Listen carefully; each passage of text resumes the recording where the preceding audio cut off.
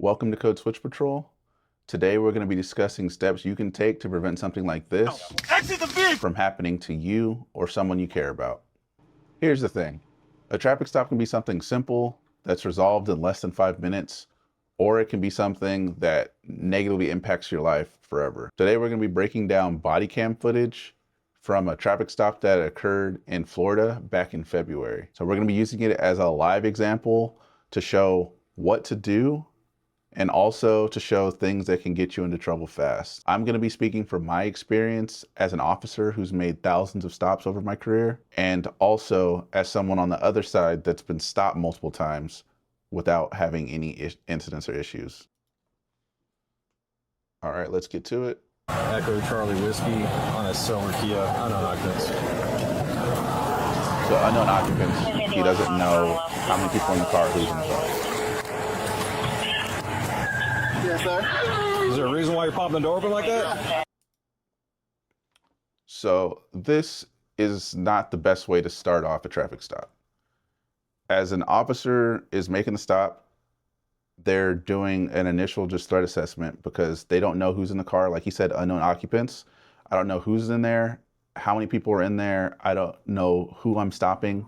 So as the initial approach is happening, this is when you, right, as the person being stopped, can make a better impression to lower the threat assessment of yourself, right? So what you could do is roll down your front and side passenger windows. So as the officer is approaching from his patrol vehicle and coming towards you, he can see you, and then also you can see him in your side mirror. And what I do personally is I just put my hands on the steering wheel in the 10 and 2 position. And sometimes, depending, I'll also have my license, registration, and insurance already in my left hand, like on the steering wheel. So as the officer's approaching, it's just, here you go. I don't have to say anything to you. I already know you're going to ask me for it, since that is the general practice, right, on these traffic stops. So just having that ready to go is the easiest way to do it. And then staying in the car, because the reason he says, is there a reason you're popping open your door like that, is because it's not a normal interaction. Generally, if someone's opening the door, now you're having to think, is this person trying to get out the car and come towards me? Are they getting ready to run and now I'm going to be in like a foot pursuit? Like, what's happening? Versus what he could have done is, since he says his he can't roll down window down, he could have just stayed there, and then as the officer approached or knocked on the window, like, I'm going to open my door, right? So you're verbalizing what you're doing and why, and then that keeps the tension between you and the officer still down here. I don't have a window that works. Is there a reason that you're pulling me over? Yeah, absolutely. There's a reason why I'm pulling you over. For one thing, inclement weather, you don't have your lights on. Two things, you're not wearing your seatbelt. It's daylight. I don't need the lights. And it's not weather. It's not raining. Oh, this is inclement? It's not raining. Okay, I'm not arguing with you. I'm telling you why I'm pulling you over. Give me your driver's license, registration, proof of insurance. No, call your supervisor. So this is not the best way to start your interactions. You ask why he stopped you. The officer then tells you why you're stopped. Okay? Once you have that information, now your job is to just give the officer what they need, which is he asked for license, registration, and insurance. Just give them that, and then you don't have to say anything else to him, right? Like, you can just, oh, okay, just take mental notes, but here's my information. Officer will probably ask you for another separate question, like, did you know that you didn't have your lights on? Did you know you didn't have your seatbelt on? Maybe things like that. You don't have to answer. You can just say yes, you can say no. You don't have to say anything. And then they can go. If they're going to write you a ticket, they can write you the ticket, and then they come back, and then generally you're on your way, and then that's it. I would save the argument if you're going to do it for court. That's me personally. The side of the road, freeway, wherever you're at, the time to argue is in front of a judge, where you have witnesses, there's lawyers there, there's the other deputies, like that. If you want to, mouth off, pop off, argue your case, do whatever, that is your right, and you should do it in court where it's safe and there's nothing that can negatively impact you between that and that officer. There's not going to turn into a physical altercation or anything like that. You guys are separated and you're talking Like, that's the safest place. If you're gonna pop off in court. Why? Excuse me? Call your supervisor. Why did you pull me over? 35. I'm cooperative dog driver. I've already told you. Why did you pull me over? Step out of the vehicle. No. So stop now pulling me things are over. best.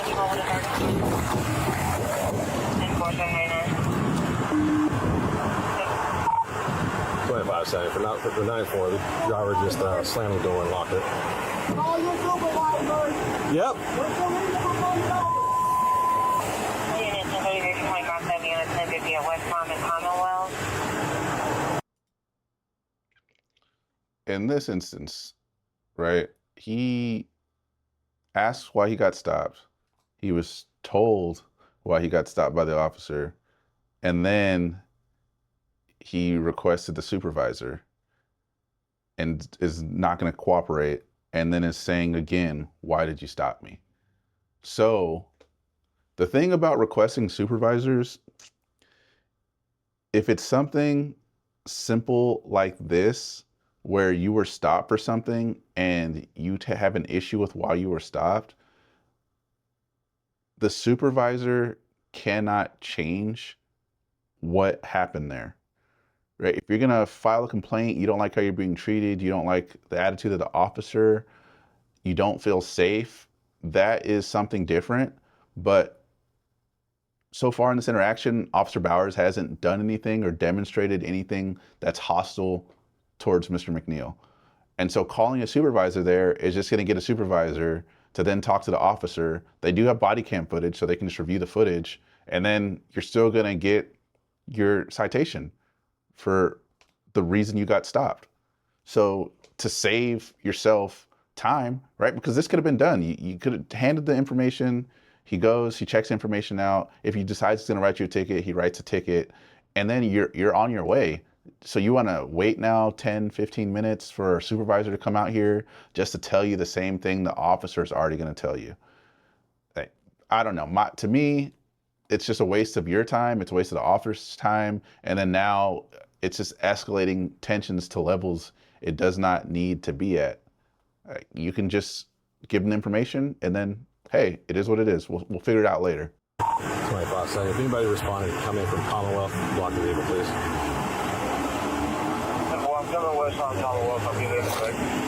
Keep your hands where I can see them, sir. My camera's on too. This is actually the second point that I actually think is smart on his part, is if you're going to be on a stop, you should record. I would say always record it. Most of the times, nothing will happen, but just in case something does, you want to have that. And it's your right. Most officers now in the United States are recording. So they have the body cam footage. There's like the dash cam in the patrol vehicle that has a different angle that's showing everything that's happening. And it's just, a CYA essentially. And so for you, right, officers, they're public, they're there to serve the public. So you can record them. And I suggest you do. Me, I never had an issue with being recorded because I've always felt if I'm doing things correctly and doing what I'm supposed to, video is always going to show me in the proper light because I'm doing my job the way it's supposed to be done. Yeah, if you got something to hide, if you're doing something shady, if you're violating a person's right, then yeah, maybe you're going to feel some type of way about the video. But you as the person stopped, it's something I would suggest doing. And it's also important for this stop because as things escalate later, we'll see things from McNeil's camera perspective, and then we'll see it from the officer's body camera perspective. And there are some things the body camera misses that, fortunately, because he's recording, people get to see now from that angle. I told you. Okay. And then even Bowers, Officer Bowers, does not care. Right He's now like, you're okay, under you're arrest for recording, that's fine, I'm resisting. recording too. I'm like, that's fine. You understand? You're under arrest for resisting. The longer you take us on, the worse it's going to be.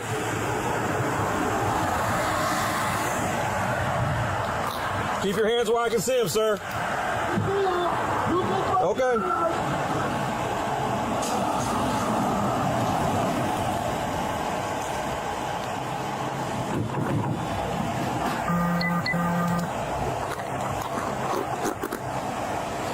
Sir, this is your last warning to open the vehicle and exit before we're going to break the window. Open the door and exit, or we are going to break the window. Open the door and exit, or we are going to break the window. Well, we're conducting a traffic stop. No, he's under arrest. Okay. All right, so I'm gonna push that. Open the door and exit. You are under arrest for resisting. Open the door and exit. You are under arrest for resisting.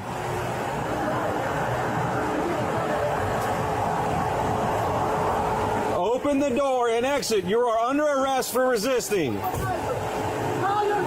Open the door and exit. You are under arrest for resisting. So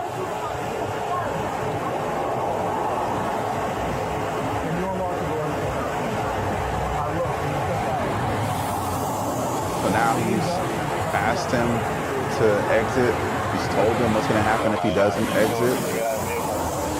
It's close to 7 times that they were saying that he did. And then now there's another officer trying to talk to him, to McNeil, to see if they can de-escalate and get him to come out so they can still resolve this.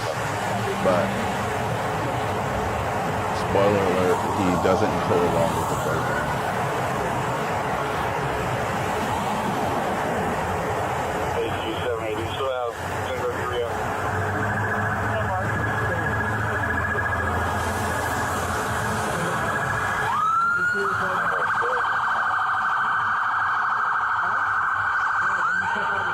Hey, I'm about to break a window. I'm about to break a window. All right, go for it. Exit the vehicle. The partner officer, Officer Bowers, tried to talk and communicate and de-escalate it. McNeil still wasn't going along with it. After telling and warning and asking multiple times repeatedly and saying what's going to happen and giving him the opportunity to exit, he chose not to. And then now we're up to the level of resisting, and what should have been just down here, simple stop over, your seatbelt and, not having your fog lights on, is now up to here.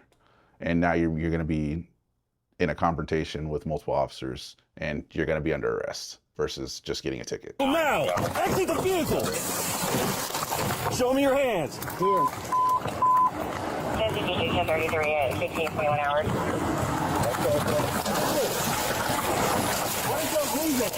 Step out. What is your reason? Step out now.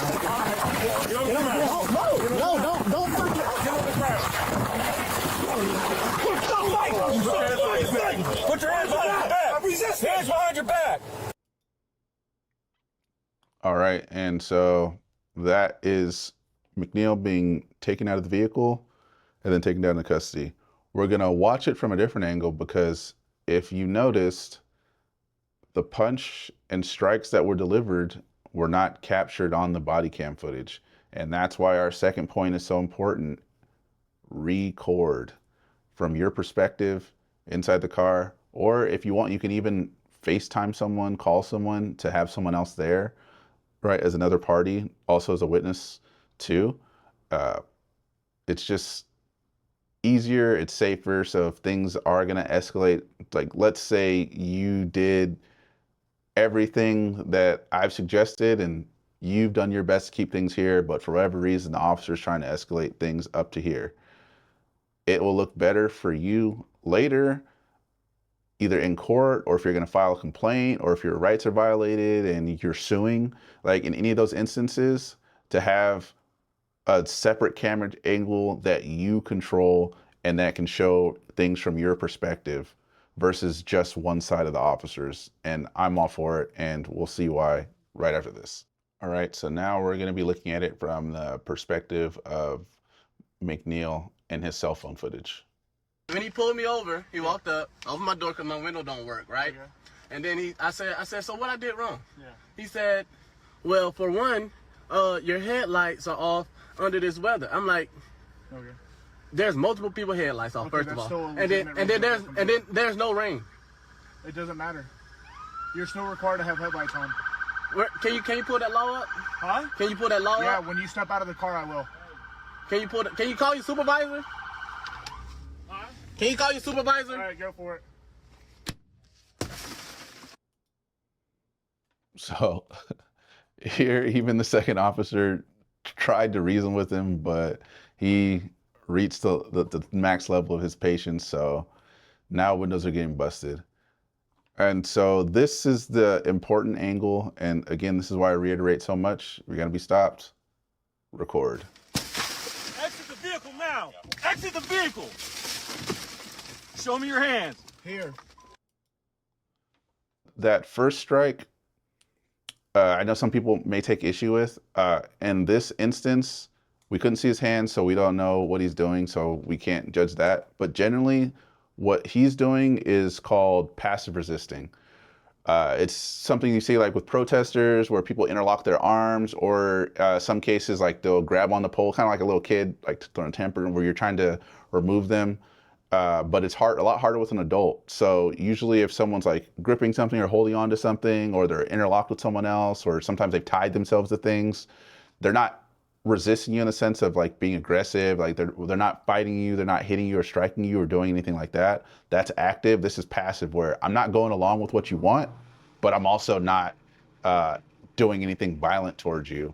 The strike that's delivered, it's usually considered a distraction to cause you to change your behavior, and then give an opportunity for an officer to grab your hands or get some area of you for control, to then either remove you from where you are, in this case, the vehicle.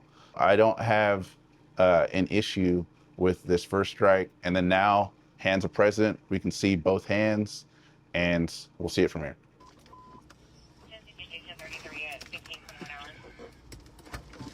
I'm here. What is your reason, sir? What is your reason? Step out now. All right. No, don't. That strike I do take issue with, because in this instance, multiple officers there. One officer has both of his hands behind his back. The threat of him swinging or grabbing or reaching for a weapon or any item or anything like that is now neutralized because the other officer has his hands. To me, striking while someone is, I would say threat neutral at that point, I would say they have justification for taking an issue with that level of force, which is what is presently going on. But we didn't even need to get to that point, because if he just presented his license, registration, and insurance from the beginning and followed the 3 steps, right? You stop in a safe place, you record, and you comply, and you're not argumentative. You do those 3 things, 9 times out of 10, everything's good, copacetic. So it's unfortunate, but what we just watched was how to turn a infraction/ticket into a misdemeanor and now arrest. Instead of carrying on with your day, now you're going to jail. All over something as simple as driving with your fog lights off. So if you're going to take anything away from this video, just leave with the thought that complying with an officer's command, if I'm not a criminal, 9 times out of 10 means I'm just going to speed up this whole process and I'll be on my way sooner. And the beauty of America and our legal system is that then you have the choice. If you have that ticket, you can pay the fine and never see or hear from that officer ever again. Or if you're still feeling some kind of way about it, you can go to court and you can give that officer a piece of your mind. You can cuss him out in front of the judge. And that is your right, either way, right? But you have the choice. You have control over that. Remember, traffic stops don't have to turn into a scene from a reality show. If you stay calm, know your rights, and apply a little bit of common sense, it'll go a long ways towards keeping the transaction here versus letting things escalate to up here. If you found this breakdown useful, go ahead and hit that subscribe button. And if you have any of your own traffic stop stories or even questions, just drop them down in the comments below. Until the next video, peace.